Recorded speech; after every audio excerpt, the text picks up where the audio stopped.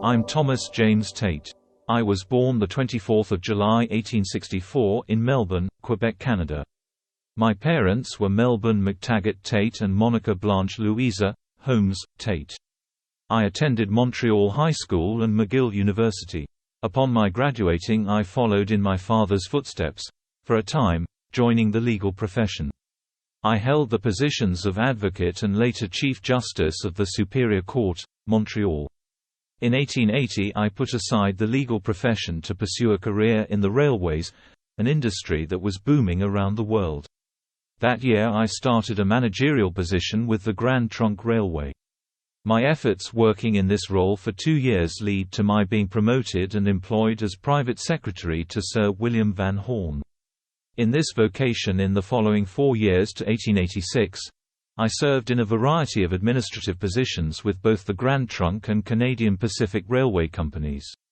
On a personal note, during this time, I courted the young lady that I would make my wife, Emily St. Aubert Coburn. We were wed on 10 December 1890. From this union our daughter Winifred Marion was born. As the sole breadwinner with a family to support, I managed this by continuing to work with the railway companies. As the third year of the new century arrived, I had left the Grand Trunk Railway Company to take on the role of manager of transportation with Canadian Pacific. In the March of that year, I packed up my family and sailed to Melbourne, Australia. Upon arriving in the Southern Hemisphere, I was appointed to the role of Chairman of Commissioners with the Victorian Railways. Serving alongside me were William Francis Joseph Fitzpatrick and John Matheson. During my 7-year tenure with the Victorian Railway in the role of Chairman of Commissioners, I turned an annual deficit into a profit. I oversaw improvements to and increased the rolling stock belonging to the Victorian Railways.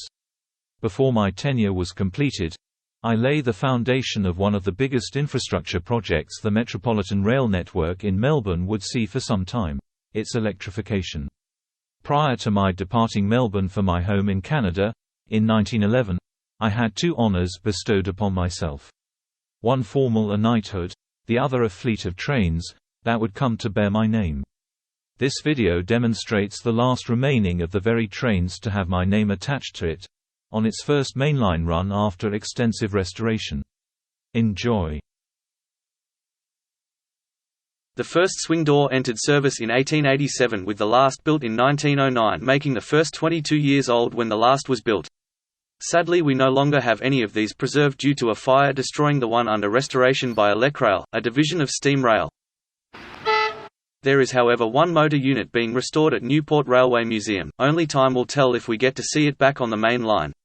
Fortunately, the younger sibling to the swing door survived the fire and stands testament to the dedication of the volunteers who spent hundreds if not thousands of hours bringing this example of fine craftsmanship we no longer see back to mainline standard.